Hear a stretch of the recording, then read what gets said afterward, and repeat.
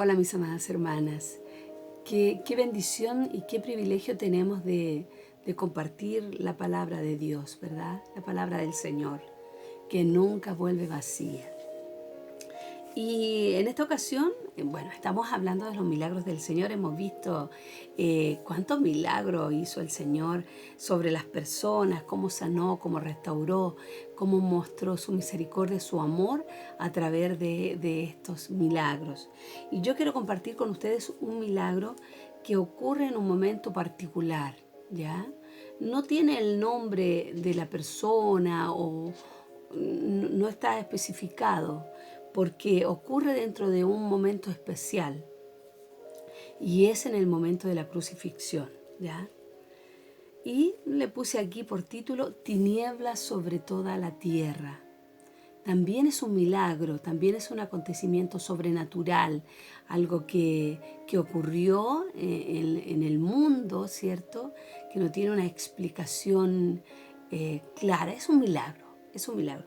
Y con él ocurrieron varios otros, una seguidilla de situaciones ahí y de milagros especiales. Bueno, la palabra del Señor que vamos a compartir está en Mateo 27, 46 o 45 primero, y está en Lucas 23, 44, ¿ya? Y dice así la palabra del Señor. Y desde la hora sexta hubo tinieblas sobre toda la tierra hasta la hora novena. Cerca de la hora novena, Jesús clamó a gran voz diciendo, Elí, Elí, lama sabactani, esto es, Dios mío, ¿por qué me has desamparado? Me voy a saltar al 50.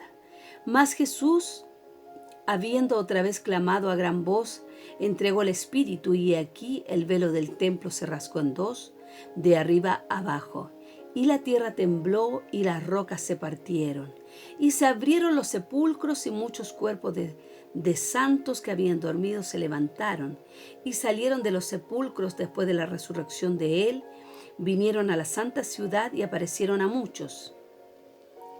Hasta el versículo 54. El centurión y los que con él estaban, guardando a Jesús, visto el terremoto y las cosas que habían sido hechas, temieron en gran manera y dijeron, verdaderamente este era hijo de Dios. Amén. Vamos a revisar un poquito estos versículos que son muy interesantes y vamos a ver qué nos dice el Señor, qué nos enseña en él. Verso 45 dice, hubo tinieblas sobre toda la tierra hasta la hora novena. O sea, hubieron 3 horas de tinieblas sobre la tierra. Y estas horas son desde las 12 del día, según el calendario judío, hasta las 3 de la tarde. O sea, pleno día, mitad del día, ¿ya? Se podría decir que hubo un eclipse, ¿cierto? Hubo un eclipse grande, porque fue sobre toda la tierra, no fue sobre un lugar de la tierra. Pero la verdad es que todos estos acontecimientos se dieron en la época de la Pascua. Y según el calendario también, y las fechas, la Pascua se celebraba en luna llena. Era tiempo de luna llena, entonces era muy difícil que pudiera haber un eclipse. Otra cosa más, otro detalle, un eclipse no dura tanto, ¿ya? 3 horas. 3 horas duró el eclipse. Algunos comentaristas dicen que estas tinieblas que ocurrieron ahí, que se reflejaron en la tierra, era la agonía misma de la creación frente a la muerte de su creador, ¿ya? Son comentarios interesantes que nos hacen pensar. Bueno, otros dicen que las tinieblas celebraban una posible victoria en ese momento, que Cristo moría, ¿cierto? Sin saber el plan redentor maravilloso que estaba ocurriendo en ese momento. Hay varias ideas que se pueden sacar de esto, que hubieron tinieblas. Podemos decir que también que el corazón del Padre se estremeció de tal manera que quiso dejar la tierra en la oscuridad, ¿no? Por esta separación que tuvo que haber con su hijo, por esta muerte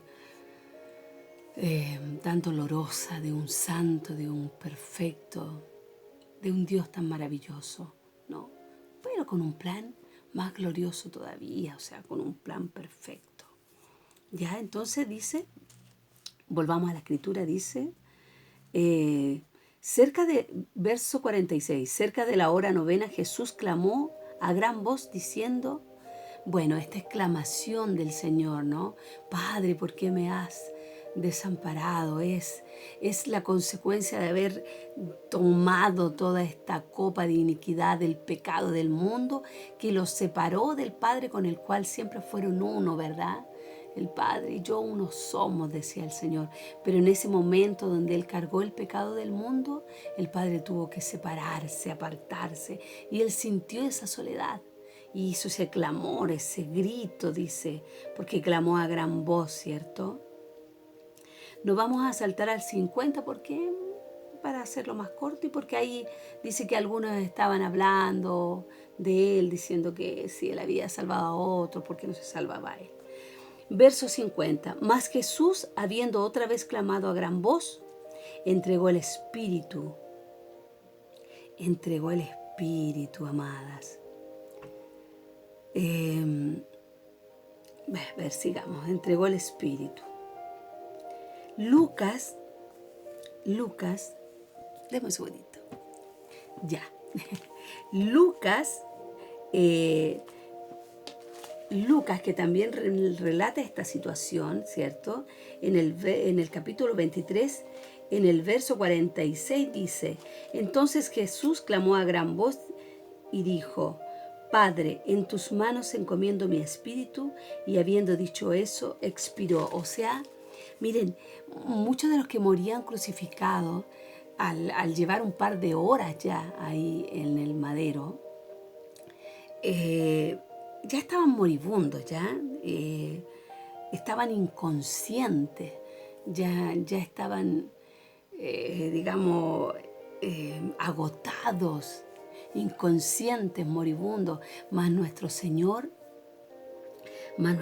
aún tenía fuerzas en Él, y dice que exclamó nuevamente, ¿cierto? Jesús, habiendo otra vez clamado a gran voz, dice el verso 50, entregó su espíritu, entregó la vida.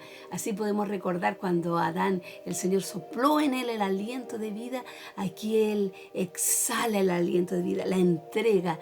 Dijo el Señor Jesucristo, nadie toma mi vida, o sea, a mí nadie me mata, yo me doy. Él entregó su vida, ¿ya? Y es más, Juan 19:30 dice, Juan 19:30, veamos qué es lo que dice. Mire, Juan 19:30 dice, cuando Jesús hubo tomado el vinagre, dijo, consumado es, y habiendo inclinado la cabeza, entregó su espíritu, o sea, Él dio su vida, ¿verdad? Entregó su vida, su hálito de vida, ¿ya? Consumado es, viene de la palabra teletestai, que significa pagado en su totalidad. O sea, Él había cumplido el propósito que se había determinado desde antes de los tiempos, por decirlo. Él lo cumplió en su obediencia, en su fuerza, en su amor. Él lo cumplió, ¿ya? Y mire, vamos a ver la seguidilla de situaciones que ocurren aquí, que son tan interesantes, que es como un milagro tras otro, ¿ya?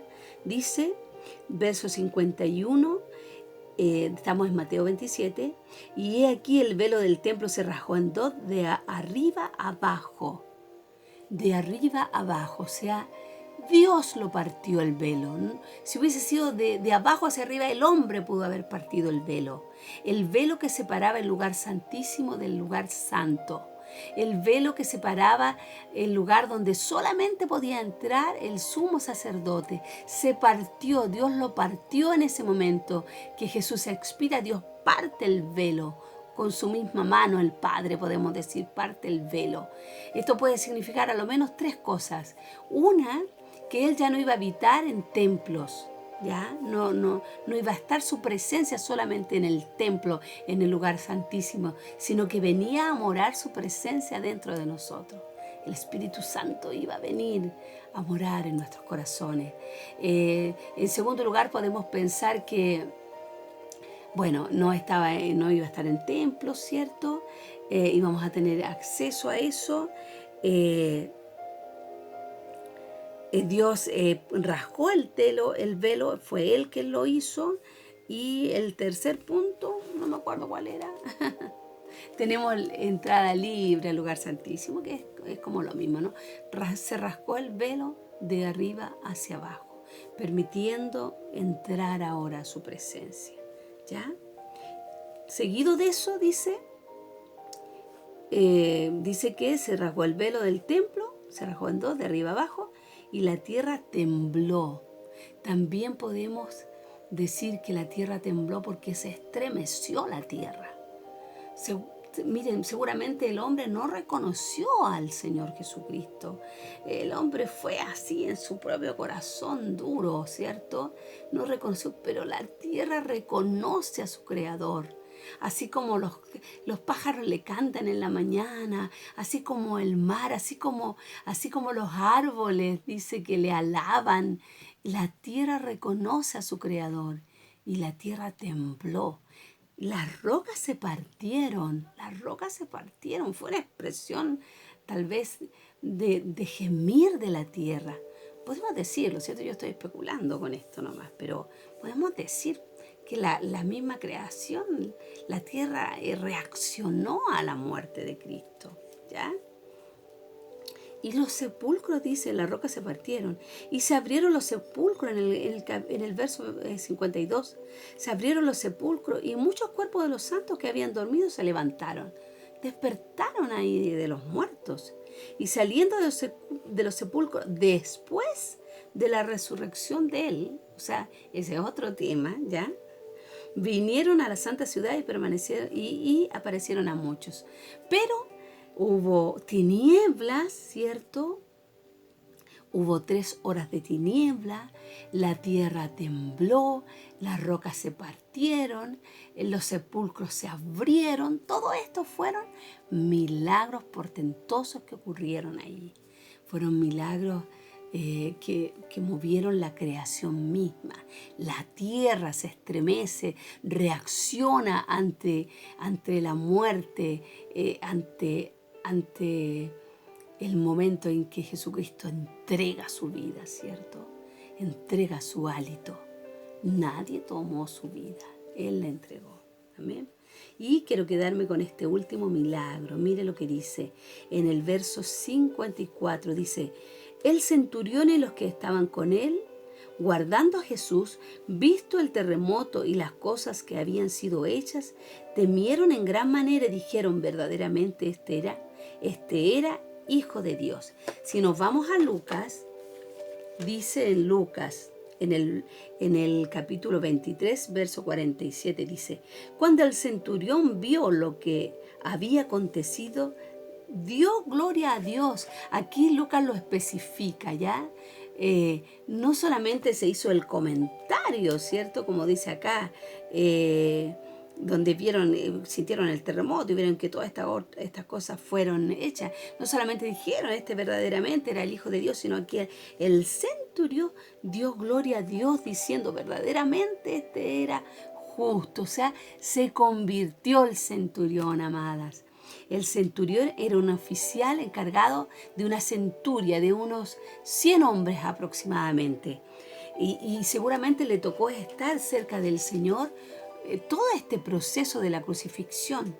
Y seguramente ahí cuando lo escarnecieron los soldados, no sabemos si él fue parte de este escarnecer, pero sí sabemos que este centurión, estando a los pies de Cristo, a los pies ahí de la cruz del Señor, seguramente habiendo oído que le habló al ladrón, seguramente habiéndolo oído, que le dice al Padre, el Señor, Padre, perdónales, no saben lo que hacen, él reconoció la deidad de nuestro Dios.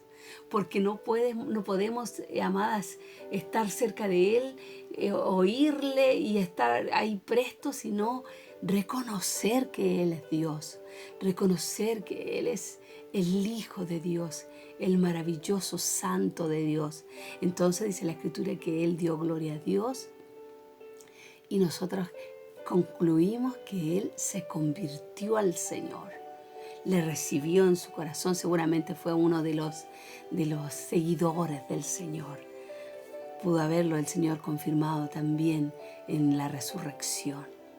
Estos son los milagros, amadas, que quiero compartir con ustedes. Que el Señor haga con su palabra lo que ha determinado hacer y que su nombre sea santificado en este tiempo. Les bendigo, les doy gracias al Señor por compartir su palabra y sigamos reflexionando en estas maravillas de Dios, maravillas de nuestro Señor Jesucristo. Amén.